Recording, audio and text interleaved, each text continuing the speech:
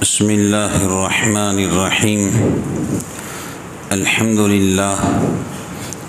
للہ وکفی وسلام علی عباده الذین اصطفى اما بعد فاعوذ باللہ من الشیطان الرجیم بسم اللہ الرحمن الرحیم قل ان صلاتي ونسكي ومحياي ومماتي لله رب العالمين صدق الله العظيم سبحان ربك رب العزة عما يصفون وسلام على المرسلين والحمد لله رب العالمين اللهم صل على سيدنا محمد وعلى آل سيدنا محمد وبارك وسلم۔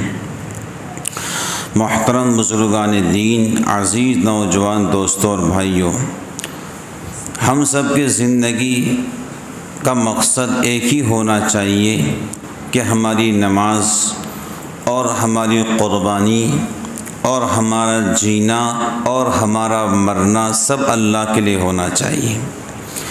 اللہ نے قرآن میں کہا قل ان صلاتي ونسكي ومحياي ومماتي لله رب العالمین۔ تمہاری نماز، تمہاری قربانی، تمہارا جینا مرنا سب اللہ کے لیے ہونا چاہیے جو دونوں جہان کا رب ہے۔ تو انسان جب نماز پڑھے تو اس کے دل میں یہ نیت ہو میری نماز اللہ کے لیے ہے۔ انسان قربانی کرے اس کے دل میں نیت ہو یہ اللہ کے لیے کر رہا ہوں، میں اپنے جذبات کو، اپنے احساسات کو اور اپنے مال کو اللہ کے نام پہ قربان کر رہا ہوں، اسی کا نام قربانی ہے۔ بزرگان دین، جناب رسول اللہ صلی اللہ تعالیٰ علیہ وسلم مدینہ پاک تشریف لے گئے تو آپ نے مدینہ پاک کے اندر بھی قربانی فرمائی۔ دیکھو، قربانی کا تعلق آج سے نہیں ہے۔ سب سے پہلے قربانی کون دیا؟ قرآن کریم کہتا ہے اذ قربا قربانا، کہ سب سے پہلے قربانی آدم علیہ السلام کے دو بیٹوں نے دی۔ ایک کا نام حابیل تھا، ایک کا نام قابیل تھا۔ حابیل نے جو ہے ایک مینڈھے کو اللہ کے نام پہ ذبح کیا، اور قابیل نے اپنے کھیت سے جو پیداوار ہوتی ہے اس کا صدقہ اللہ کے نام پہ نکالا۔ قرآن کہتا ہے بِقُرْبَانٍ تَأْكُلُهُ النَّارُ۔ پہلے یہ زمانہ تھا کہ جو بندہ قربانی اللہ کے نام پر دیتا، آسمان سے آگ آتی اس کو جلا دیتی۔ آسمان سے آگ کا جلانا اس بات کی طرف اشارہ تھا کہ تمہاری قربانی اللہ نے قبول کر لی۔ اب حابیل نے مینڈا قربان کیا اللہ کے نام پر، آسمان سے آگ آئی اور اس مینڈے کو جلا دی، اس کا مطلب حابیل کی قربانی اللہ نے قبول کر لی۔ اور قابیل نے جو کچھ اپنے زمین کے پیداوار اللہ کے نام پہ صدقہ قربان کیا تھا، اس کے صدقے کو آسمان کی آگ نے نہیں جلایا۔ اس بات کی علامت تھی کہ قابیل کی قربانی اللہ نے قبول نہیں کی۔ یہ پہلے دستور تھا، یہ ایک نظام تھا۔ تو لوگ قربانیاں کرتے، آگ جلا دیتی۔ لیکن دیکھو، اب جنہوں نے قربانی کی، اگر آسمان کی آگ نے ان کی قربانی نہیں جلائی تو وہ لوگوں کے سامنے رسوا و ذلیل ہو جاتے ہیں کہ بھئی تمہارے مال کو اللہ نے قبول نہیں کیا، اس کا مطلب تمہارا مال صحیح نہیں ہے۔ اس امت پر کتنا کرم اللہ نے کیا کہ قربانی کرو، خود بھی گوشت کھاؤ اور دیگر اللہ کے بندوں کو بھی کھلاؤ۔ لن ینال اللہ لحومها ولا دماؤها ولکن ینالہ التقوی منکم۔ ہرگز قربانی کا خون، اس کا گوشت اللہ کے پاس نہیں پہنچتا، صرف اللہ کے پاس تمہاری نیکی پہنچتی ہے۔ تمہارے اندر تقوی کتنا ہے، تمہارے اندر اخلاص کتنا ہے، یہ چیز صرف اللہ کے پاس پہنچتی ہے۔ بزرگان دین اگر اللہ کہتے کہ جو تم نے قربانی کی ہے یہ سارا گوشت تم نے کھانا نہیں ہے، زمین میں دفن کر دو، تو میں اور آپ کیا کر سکتے تھے؟ کچھ بھی نہیں کر سکتے تھے۔ لیکن اللہ کا کتنا بڑا کرم اور احسان، نہ آسمان سے آگ آتی ہے نہ گوشت کو زمین میں دفن کرنا ہے، بلکہ اللہ نے فرمایا قربانی کا گوشت کھاؤ، یہ ہماری مہمانی ہے۔ حدیث شریف میں آتا ہے کہ قربانی کے دن یعنی 10 ذی الحجہ کے دن بقرعید کی نماز پڑھو، اور جو تم قربانی دو گے اس گوشت سے اپنا کھانا شروع کرو۔ عید الفطر کے دن کھجوریں کھا کر جاؤ طاق عادت، لیکن عید الاضحیٰ کے موقع پر پہلے نماز پڑھو اور جو کچھ تم قربانی کرنے والے ہو اس کا گوشت کھاؤ اور کھانے سے اپنی شروعات کرو۔ یہ اللہ کی طرف سے تم پر بہترین عطیہ ہے، اللہ کا انعام ہے، یا اللہ کی مہمانی قبول کرو۔ تو بزرگان دین قربانی یہ ہر اس بندے نے دینا چاہیے جن کو اللہ تعالیٰ نے صاحب نصاب بنایا ہے۔ دیکھو اگر ہم کو اپنے رب سے محبت ہے تو چاہے ہمارا مال کتنا بھی لگ جائے ہمیں اس کی کوئی پرواہ نہیں ہو سکتی ہے، کیونکہ ہم کو اللہ سے محبت ہے، اور جو قربانی کے جانور ذبح ہوں گے وہ اللہ کے نام پہ ذبح ہوں گے۔ اب قربانی واجب کن پر ہے؟ قربانی ہر اس بندے پر واجب ہے کہ آج کے تاریخ میں جس کے پاس 32,550 روپیہ ہو، 52.5 تولہ چاندی، 52.5 تولہ چاندی، ابھی چاندی کا حساب چڑھ رہا ہے 620 روپے آج کی تاریخ۔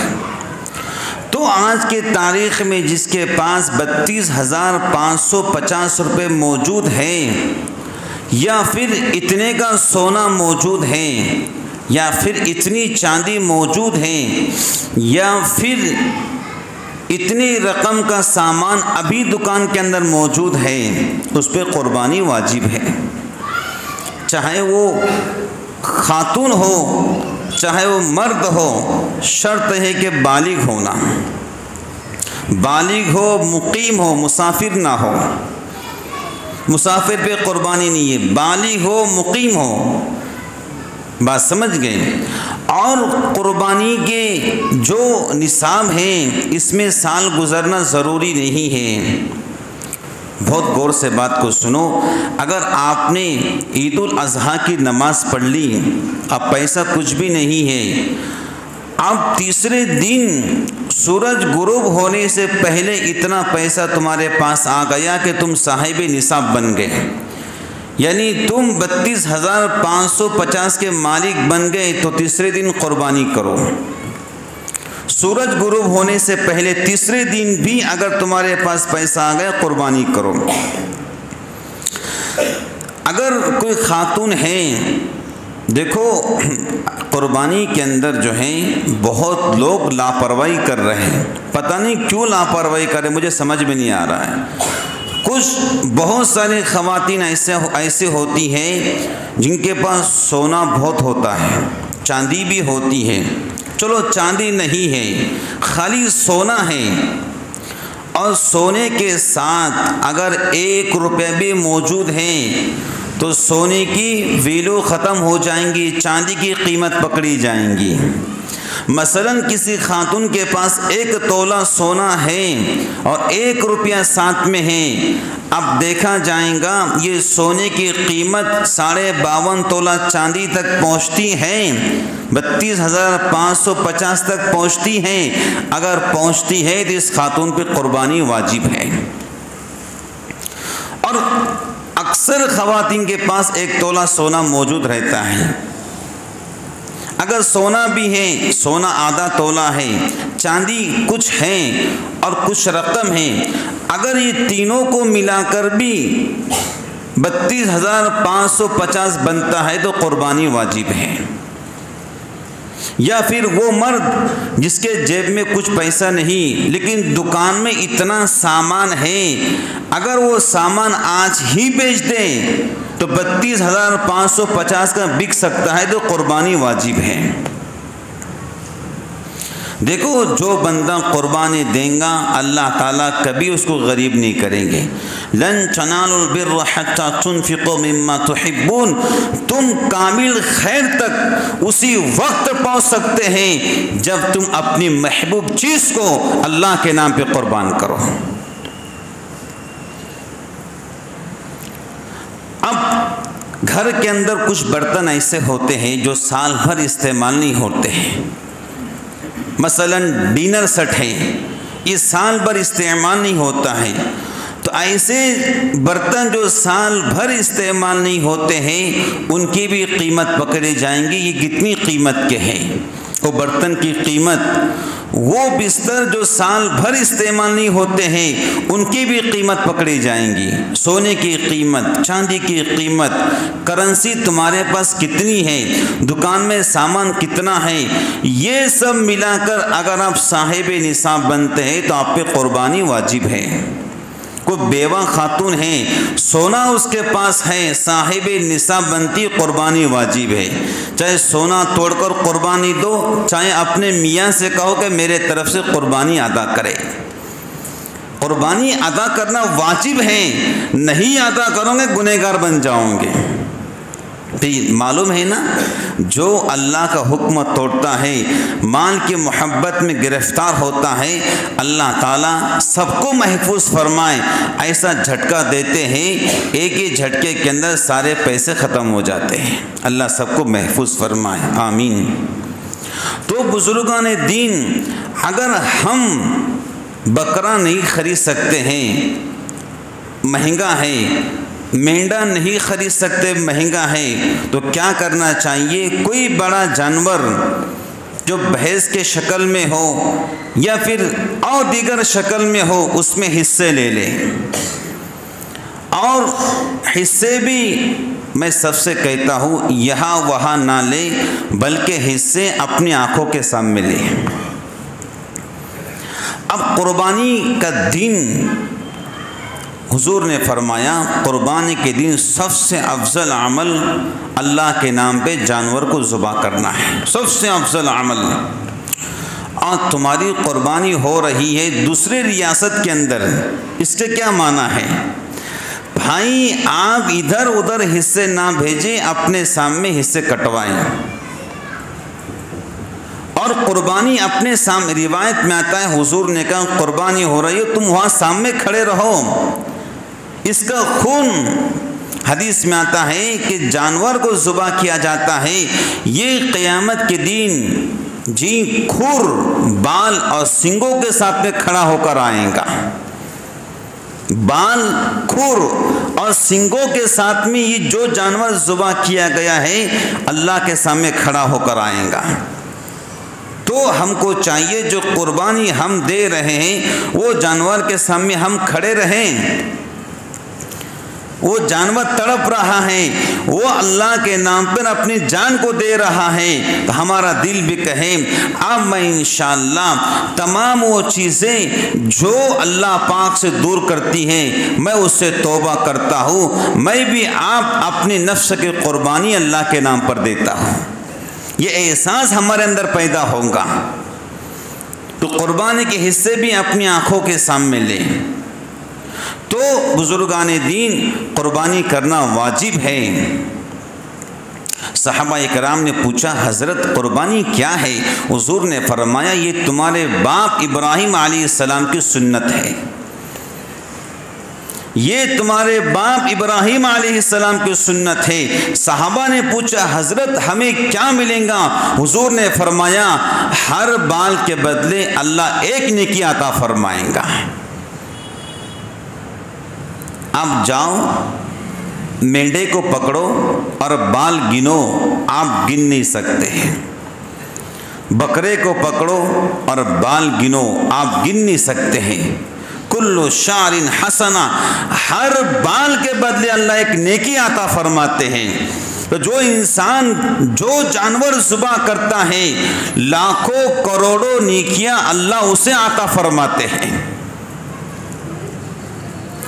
تو انسان آخرت کے اندر اپنی آنکھوں کے سامنے دیکھیں گا میں نے اللہ کے نام پہ قربانی کی تھی، آج نیکیوں کے پہاڑ اپنی آنکھوں کے سامنے دیکھیں گا، اس سے کہا جائیں گا یہ جو تم نے قربانی اللہ کے نام پر کی تھی اس کے نیکیاں ہیں۔ اور حضور پاک علیہ الصلاۃ والسلام 10 سال مدینہ پاک رہے اور آپ نے ہر سال قربانی کی۔ حضرت انس بن مالک رضی اللہ تعالی عنہ فرماتے ہیں کہ حضور پاک علیہ الصلاۃ والسلام عید الاضحیٰ کی نماز پڑھاتے اور 2 مینڈے خریدتے، بڑے بڑے سنگ والے مینڈے، خوبصورت، حسین و جمیل اور خوب موٹے تازے۔ قربانی کا جانور دبلا پتلا مت دو، قربانی کا جانور ایسا دو کہ ہماری آنکھیں بھر جائیں، تازہ تگڑا جانور دو۔ تو حضور 2 مینڈے قربان کرتے تھے اور خوب موٹے مینڈے، بڑے بڑے سنگ والے، عید الاضحیٰ کی نماز پڑھاتے اور کھڑے کھڑے مصلی پر ان کو ذبح فرماتے۔ پھر حضور نے فرمایا کہ جو عید کی نماز پڑھ کے قربانی کریں گا اس نے گویا مسلمانوں کا عمل کیا۔ عید الاضحیٰ کی نماز سے پہلے قربانی نہیں ہوتی۔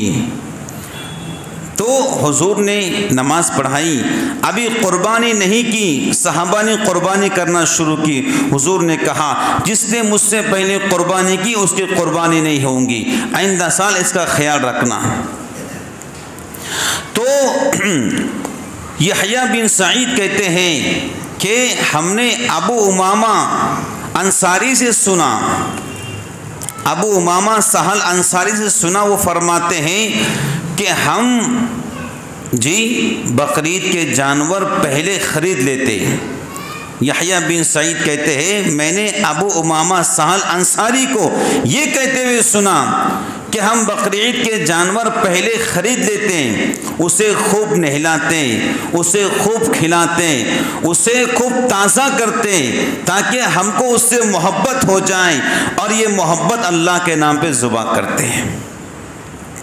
اگر کوئی بندہ بقرعید کے 8-10 دن پہلے جانور خریدتا ہے یا 1 مہینہ پہلے خریدتا ہے تو چارہ کھلانے سے اور پانی پلانے سے جانور کے مالک کو جانور سے محبت ہو جاتی ہے کہ روز میں ان ہاتھوں سے چارہ کھلا رہا تھا، ان ہاتھوں سے پانی پلا رہا تھا، آج بقرعید کی نماز ہو چکی ہے، اب مجھے انہی ہاتھوں سے ذبح کرنا پڑے گا۔ یقیناً انسان کی آنکھ سے آنسو نکل جاتے ہیں، اور یہی اللہ چاہتے ہیں کہ تم میرے نام پر اپنے جذبات کو قربان کرو۔ تو جو لوگ بقرعید کا جانور خریدتے ہیں ان کو چاہیے اس کا خوب خیال رکھیں، اسے اچھا کھلائیں، اس کی صاف صفائی کریں۔ آپ کو پتہ ہے آپ یہ جانور اللہ کے نام پہ ذبح ہونے جا رہا ہے، اور اللہ تعالیٰ خوبصورت ہے اور خوبصورتی کو پسند فرماتے ہیں۔ اسے ٹائم پر پانی دے، ایسا نہیں کہ صبح پانی پلا دیا تو کل ہی صبح پانی پلایا، ایسا نہیں، اس کا مکمل خیال کریں تاکہ آپ کو اس سے محبت ہو جائے۔ امی عائشہ رضی اللہ تعالی عنہا فرماتی کہ مدینہ پاک میں حضور قربانی فرماتے اور ہم قربانی کے گوشت کو نمک لگاتے اور حضور کے سامنے پیش کرتے تو حضور پاک علیہ السلام اس گوشت کو تناول فرماتے، یعنی کھایا کرتے تھے۔ تو قربانی حضرت نبی پاک علیہ السلام کی سنت مبارکہ ہے۔ تو جب آپ نے حج کیا، دیکھو کتنا قربانی کی اہمیت، آپ نے حج کیا تو حج کے موقع پر مینا کے میدان میں حضور پاک علیہ السلام نے 100 اونٹوں کو ذبح کیا اپنے طرف سے۔ اللہ اکبر۔ قربانی شروع کہاں سے؟ مینا سے شروع ہوئی۔ ابراہیم علیہ السلام نے بیٹے اسماعیل علیہ السلام کو مینا کے میدان میں نیچے گرایا تھا ذبح کرنے کے لیے۔ حضور مینا کے میدان میں گئے، حج کے موقع پر 100 اونٹ کو ذبح کیا، 63 اپنے ہاتھ سے ذبح کیے اور باقی اونٹوں کو حضرت علی سے کہا تم ذبح کر دینا۔ کتابوں میں لکھا ہے حضور اونٹوں کو ذبح کرتے تھے، ہر اونٹ آگے دوڑتا تھا کہ حضرت آپ کے ہاتھ سے مجھے ذبح فرمائیے۔ آج لوگ کنجوسی اور بخل اللہ کے نام پہ دینے پہ کرتے ہیں۔ حضور نے 100 اونٹ ذبح کیے، سادی بات نہیں ہے، 63 خود کی طرف سے کیے، باقی حضرت علی سے کہا تم ذبح کرنا۔ 100 اونٹ کی قربانی دی اللہ کے نام پر۔ تو انسان کو چاہیے جو مال اللہ نے دیا ہے اس کے نام پہ لگائے، آنکھ بند کر کے لگائیں۔ جس رب نے ابھی دیا ہے وہی رب بعد میں آپ کو دینے والا ہے۔ حضرت ام سلمہ رضی اللہ تعالی عنہا جو ام المؤمنین ہیں، حضرت کی اہلیہ محترمہ ہیں، حضور نے کہا اے ام سلمہ پیسہ گن گن کے مت دینا ورنہ اللہ بھی گن گن کے دینا شروع کر دیں گا، جتنا لگاؤ اللہ اتنا دیں گا۔ تو بزرگان دین یہ قربانی کے دین ہم سے بہت قریب میں ہے۔ ہر جوان آگے بڑھے، ہر بزرگ آگے بڑھے کہ انشاءاللہ میں قربانی دوں گا۔ آپ جانتے ہو صحابہ کے دور کے اندر لوگ مال کی نہیں اپنی جان کی قربانی کیسے دیتے تھے۔ ایک واقعہ آپ کو سناتا ہوں، اللہ کرے کہ ہمارا دل بدل جائے۔ احد کا دن تھا اور حضور پاک علیہ السلام لشکر کو تیار کر رہے تھے کہ جوانوں آگے بڑھو، اللہ کی مدد تمہارے ساتھ میں ہے۔ تو ایک صحابی عمر بن جمون کا نام ہے، جو پیر سے لنگڑے ہیں، پیر سے معذور ہیں، جو لکڑیوں کے سہارے حضور کے پاس آئے اور لکڑیاں سائڈ میں رکھ کر لنگڑتے ہوئے اللہ کے نبی کے پاس گئے۔ حضور نے پوچھا عمر بن جمو تم کدھر آئے ہو؟ تم تو معذور ہو، تم پیر سے چل نہیں سکتے ہو، لکڑیوں کے سہارے تم میرے پاس کیوں آئے؟ کہ حضرت میں ایک درخواست کرتا ہوں، احد کا میدان ہے اور آپ لشکر کو تیار کر رہے ہیں، میں بھی آپ کے ساتھ میں سپاہی بن کے چلنا چاہتا ہوں۔ حضور نے کہا عمر تم معذور ہو اور تم پر کوئی جانا ضروری نہیں ہے۔ آپ نے ان کے بیٹوں سے کہا اپنے باپ کو سمجھاؤ۔ ان کے بیٹوں نے کہا حضرت ہم نے گھر میں اپنے باپ کو بہت سمجھایا کہ ابا حضور آپ معذور ہیں، چل نہیں سکتے ہیں، لکڑیوں کے سہارے چلتے ہیں اور یہاں تو جوانوں کی ضرورت ہے، آپ گھر ہی پر رہیے، دعا کیجئے، لیکن ابا حضور مانتے نہیں ہیں۔ حضور نے پوچھا عمر تمہاری کیا تمنا ہے اور تمہاری کیا خواہش ہے؟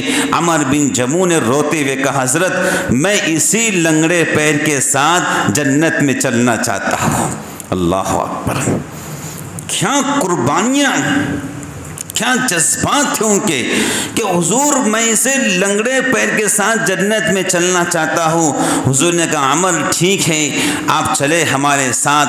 پھر لکھا کتابوں کے اندر عمر بن جمو اپنے گھر کی طرف چلے، لکڑیوں کے سہارے۔ ان کی اہلیہ محترمہ نے کھڑکی کے ذریعے ان کو دیکھا اور دیکھ کر یہ جملے کہے عمر کیا تم کو اللہ کے رسول نے واپس کر دیا؟ ان کی بیوی مذاق کرنے لگی، ہنسنے لگی۔ عمر بن جمو نے ہاتھ اٹھائے، اللہ اب میں دوبارہ گھر نہیں آنا چاہتا ہوں۔ احد کے میدان میں گئے، شہادت ملی تو حضور پاک علیہ السلام نے صحابہ سے فرمایا بھائی کچھ کو احد کے میدان میں دفن کر دو، کچھ کو مدینہ کے پاس دفن کر دو۔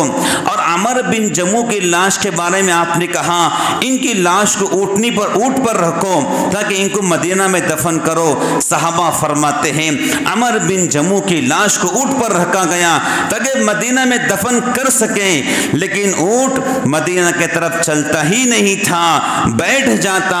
صحابہ پھر کھڑا کرتے، اس کو احد پہاڑ کی طرف چلاتے، اونٹ چلنا شروع کر دیتا۔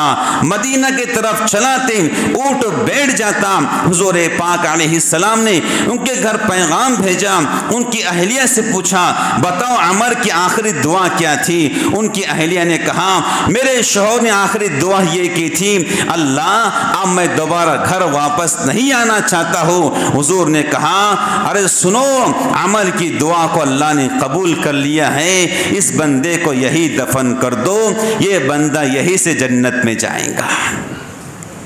قربانیاں، وہ لوگ جان کی قربانیاں ایسی دیتے تھے، اور آج ہم مال کی قربانی واجب ہونے کے باوجود ادھر ادھر منہ کرتے ہیں، آگے پیچھے ہوتے ہیں۔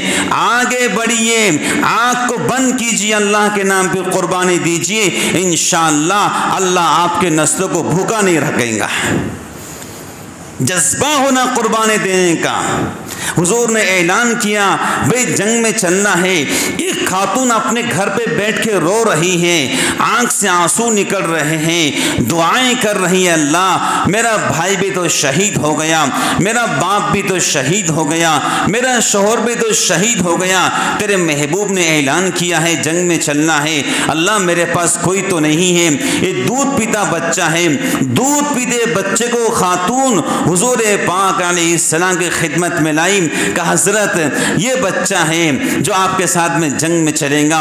حضور نے کہا رے اللہ کے بندی یہ تو چل نہیں سکتا ہے، یہ جنگ کیسے کریں گا؟ کہ حضرت آپ نے اعلان کیا ہے شوہر تو شہید ہو چکا ہے، بھائی بھی شہید ہو چکا ہے، باپ بھی شہید ہو چکا ہے، میں نے سوچی کہ آپ کا کوئی سپاہی، آپ کا کوئی صحابی اگر بغیر ڈھال کے ہو تو میرے بچے کو اس کے حوالے کر دینا، اگر کوئی دشمن اسلام آپ کے صحابی پر حملہ کرے تو میرے بچے کو آگے کر دینا، جب تک میرا بچہ تیر سہے یہ آپ کا صحابی تیر کو روکتا رہے تاکہ آپ کا صحابی تب تک زندہ رہے۔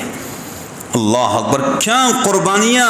بہنیں اور مائیں کان کھول کے بات سنیں، وہ بھی تو تم جیسی ماں تھی، وہ بھی تم جیسی بہن تھی، وہ بھی تم جیسے بیٹی تھی، لیکن کیا جذبہ قربانی کا کہ حضور کے پاس دودھ پیتے بچے کو پیش کر رہی ہے، آپ کے صحابی کے حوالے کر دو، تیر میرا بچہ کھاتا رہے، آپ کا صحابی بچتا رہے۔ آج قربانی کا موقع ہے، اگر قربانی واجب ہے تو قربانی ضرور دے۔ اور ایک مسئلہ بہت زور و شور میں چلتا ہے کہ قربانی جو ہے ایک بندے کے طرف سے ایک بکری یا پورے گھر کی طرف سے ایک بکری۔ ذرا بات کو اچھی طرح سمجھ لینا۔ عبداللہ بن عمر فرماتے ہیں کہ ایک بندے کے طرف سے ایک ہی بکری کی قربانی ہوتی ہے، ایک بکری کی قربانی میں پورے گھر کی قربانی نہیں ہوتی ہے۔ دلیل حضرت عبداللہ بن عباس فرماتے ہیں رضی اللہ تعالی عنہما کہ حضور کے پاس ایک شخص آیا کہ حضرت مجھ پر بڑے جانور کی قربانی ہے، مجھ پر جو ہے بڑے جانور کی قربانی ہے، میرے پاس پیسہ بھی ہے لیکن مجھے بڑا جانور ملتا نہیں ہے۔ تو حضور نے کہا اگر تم پر بڑے جانور کی قربانی ہے، پیسہ بھی ہے، جانور نہیں ملتا، میرے پیارے تم 7 بکری خرید لو، وہ جانور کے طرف سے ادا ہو جائیں گی۔ اگر ایک جانور میں 7 حصے ہوتے ہیں، اگر ایک بکری کی طرف سے پورا گھر قربانی ادا ہو سکتی تو حضور یہ کہتے ایک بکری لو، لیکن حضور نے کہا 7 بکریاں لو۔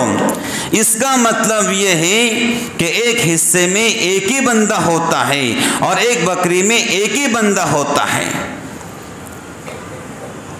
زبیر بن مطعم رضی اللہ تعالی عنہ فرماتے کہ دور نبوت کے اندر ایک بندہ اپنی طرف سے قربانی کرتا اور وہ بندہ بکری قربانی کرتا اور سارے گھر کے لوگ کھا لیتے۔ بھائی ایک چھوٹا بچہ ہے، آپ چھوٹے بچے کو پوچھو تم نے قربانی دی ہے، وہ بچہ کہے گا ہاں ہم نے بکری قربانی دی ہے۔ بچہ قربانی نہیں کرتا، بچے کو پتہ ہے میرے والد نے بکرا لایا ہے، میرے باپ نے ذبح کیا ہے، لیکن بچہ یہی کہتا ہے کہ ہمارے گھر بکرے کی قربانی ہوئی ہے۔ قربانی بچے نے نہیں، باپ نے دیا ہے۔ تو دور نبوت کے اندر یہ حال تھا، غربت زیادہ تھی، غریبی زیادہ تھی، تو صاحب نصاب لوگ بہت کم تھے۔ جو صاحب نصاب ہوتا وہ قربانی کا بکرا خریدتا اور قربانی کرتا اور اس کا گوشت پورے گھر کے لوگ کھا لیتے۔ اس کا یہ مطلب ہے۔ لیکن آج کل کچھ لوگ ایسے نکل گئے ہیں یوٹیوب پر جو ہیں اپنی کلپ کو وائرل کر کر یہ باور کرانا چاہ رہے ہیں کہ ایک بکرے کے طرف سے پورے گھر کی قربانی ہوتی ہے۔ دھوکہ ہے۔ اگر ایک بکرے کے طرف سے پورے گھر کی قربانی ہوتی تو حضور کبھی نہ کہتے وہ صحابی رسول کو کہ آپ جو ہیں بڑے جانور کے بدلے 7 بکریاں خرید لو۔ تو ایک بکری میں ایک ہی حصہ ہوتا ہے۔ اگر کوئی بندہ اپنی واجب قربانی ادا کر دے پھر دوسرا بکرا خریدے اور دل میں نیت یہ ہو کہ میں نفل قربانی کر رہا ہوں، تو نفل قربانی کے اندر وہ اپنے مرحوم ماں باپ کو بھی لے سکتا ہے، بلکہ نفل قربانی کے اندر وہ پوری امت کو لے سکتا ہے۔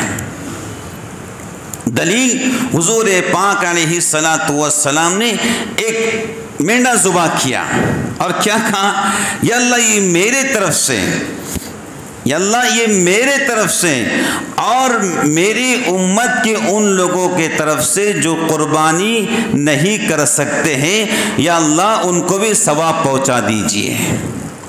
تو حضور نے ایک مینڈے کے اندر پوری امت کو لیا ہے نفل قربانی کے اندر، یا اللہ یہ میرے طرف سے ہیں اور میری امت کے ان لوگوں کے طرف سے ہیں جو قربانی ادا نہیں کر سکتے ہیں، یا اللہ آپ بڑے ہیں مجھے بھی ثواب پہنچائیے اور میری امت کے ان لوگوں کو جو قربانی نہیں کر سکتے ہیں ان کو بھی ثواب پہنچائیے۔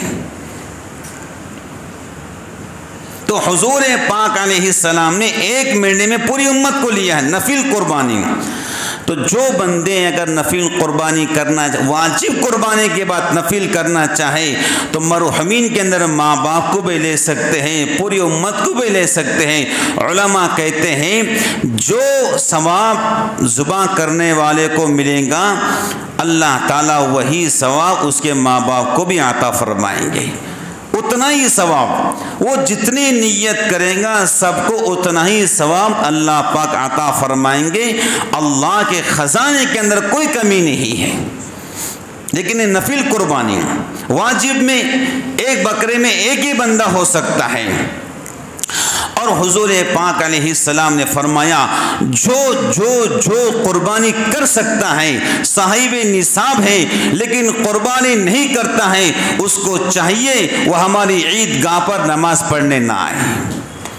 کتنی خطرناک وعید ہے، عید گاہ پر نماز صرف مسلمان پڑھتے ہیں، مسلمان کے علاوہ کوئی نماز نہیں پڑھ سکتا ہے۔ حضور کہہ رہے ہیں عید کے دن وہ ہماری عید گاہ پر نماز نہ پڑھے، جو قربانی کر سکتا ہو پھر قربانی نہ کرے۔ اللہ تعالیٰ محفوظ فرمائے، بڑی سخت وعید ہے۔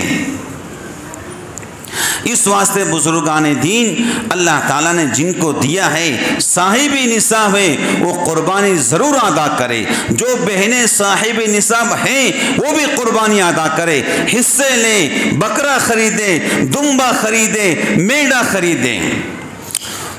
صحابہ فرماتے ہیں ہم قربانی کا جانور بہت دیکھ کر لیتے تھے، کان برابر ہے کہ نہیں ہے، سینگ برابر ہے کہ نہیں ہے، آنکھ سے اندھا تو نہیں ہے، دماغ سے باولا تو نہیں ہے۔ جب بھی قربانی کا جانور خریدے بہت دیکھ کر خریدیں۔ بکرا پورا 1 سال کا ضروری ہے، بکری پورا 1 سال کی ضروری ہے۔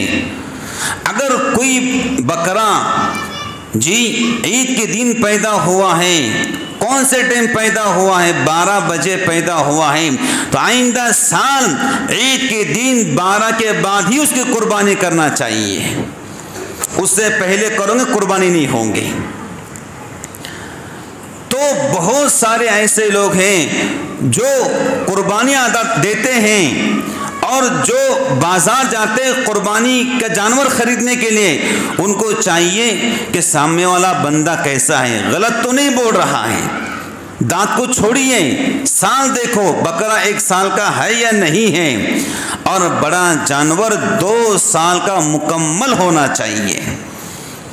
دانت کو چھوڑ دو، دیکھو سامنے والا کیسا بندہ ہے، جھوٹ تو نہیں بول رہا ہے، غلط تو نہیں بول رہا ہے۔ اگر وہ جھوٹ بولے گا، غلط بولے گا، تو آپ کی قربانی کیسے ہوں گی؟ بہت دیکھ دکھا کر جانور خریدیں۔ 2 سال کا مکمل بکرا بکری 1 سال کی مکمل ہونا چاہیے۔ اگر کوئی بکرا عید کے دوسرے دن پیدا ہوا ہے تو آئندہ سال اگر اس کی قربانی کرنا ہے تو عید کے پہلے دن کرو گے، قربانی نہیں ہوں گی، دوسرے دن ہی قربانی کرنا پڑیں گی۔ اگر کوئی بندہ مینڈا خریدتا ہے، دمبا اور مینڈا، یہ اگر 6 مہینے کے ہیں لیکن بڑے موٹے تازے تگڑے ہیں، دکھنے میں 1 سال کے لگتے ہیں، ان کی قربانی جائز ہے۔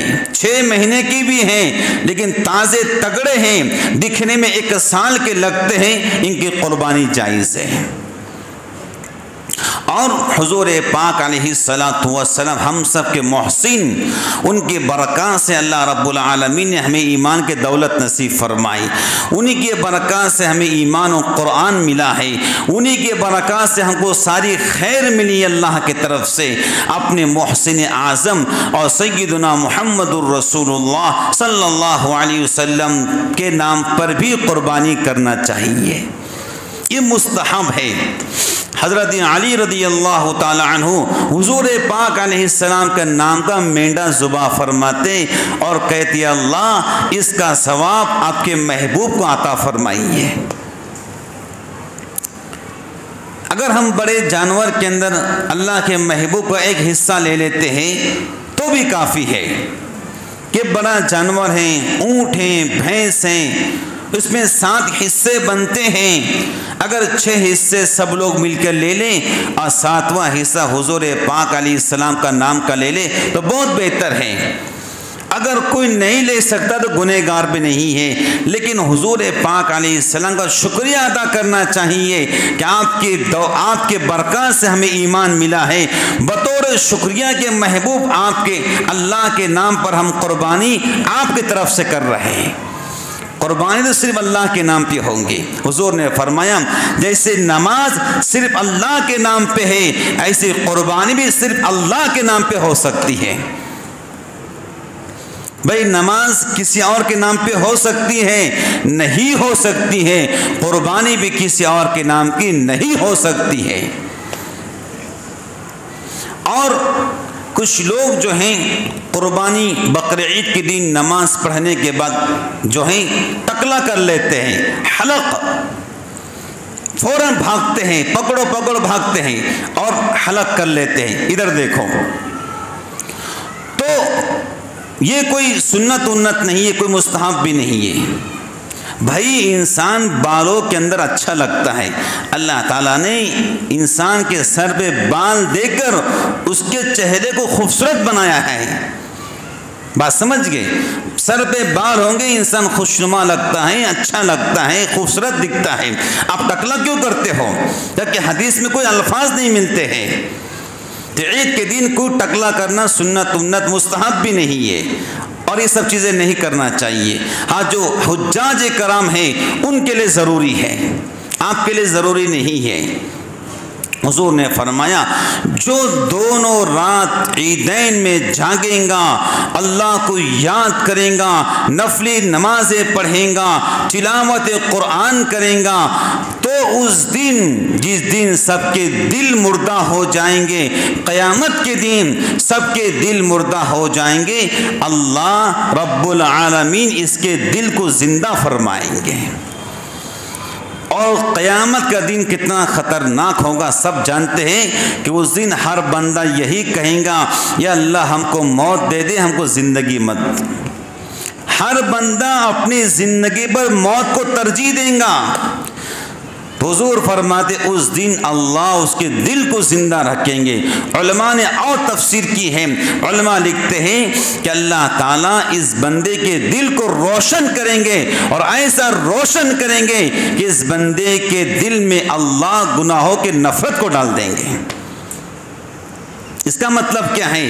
اس بندے کو گناہوں سے نفرت ہو جائیں گی، گناہوں سے اللہ اس بندے کو بچا لیں گے۔ حضور پاک علیہ السلام نے کہا جو عرفے کے دن روزہ رکھے، عرفہ ہفتے کو آ رہا ہے، 9 ذی الحجہ کو جو روزہ رکھیں گا، حضور فرماتے ہیں 2 سال کے اللہ اس کے گناہ معاف کرتے ہیں۔ 2 سال کون سے؟ 1 سال پچھلے اور 1 سال آئندہ۔ علماء لکھتے ہیں کہ آئندہ سال کے گناہ معاف کرنے کا مطلب کیا ہے؟ مطلب یہ ہے کہ اللہ تعالیٰ اس کو گناہوں سے بچا لیتے ہیں۔ عرفے کا روزہ 9 ذی الحجہ ہفتہ سنیچر جو روزہ رکھیں گا 2 سال کے گناہ معاف، پچھلے 1 سال، آئندہ 1 سال، آئندہ سال اللہ گناہوں سے بچنے کی توفیق عطا فرمائے گا۔ اس لیے بزرگان دین بقرعید کے ایام قریب قریب میں چڑھ رہے ہیں۔ اور آخری بات، تو جو جانور آپ نے خریدے ہیں، مینڈا خریدے ہیں، بکرا خریدے ہیں، بکری، ان کی نمائش مت کرو۔ اب اللہ کے لیے کرنا چاہتے تو اپنے گھر میں ہی اس کو رکھو۔ بھائی اب کچھ لوگ ایسے ہوتے ہیں، اللہ سب کو معاف فرمائے، دیکھو ہم نے کہیں دیکھنا نہیں، مجھے دیکھو ادھر، اس کی نمائش کرتے ہیں۔ اب گلی گلی پھریں گے، اچھی بات نہیں ہے، اور اسلام نے اس کو درست نہیں کہا۔ جو کرنا ہو اللہ کے رضا کے واسطے کرو، کیا شوق پورے کرنا ہے اپنے گھر پہ کرو۔ حالات آپ سب جانتے کیسے ہیں، اللہ تعالیٰ سبھی مسلمانوں کی حفاظت فرمائے۔ تو ایسے حالات کے اندر ہر مسلمان کو چاہیے پھونک پھونک کر قدم رکھے، اللہ سے دعائیں بھی کرتے رہے کہ اللہ رب العالمین سب کے ساتھ میں خیر فرمائے۔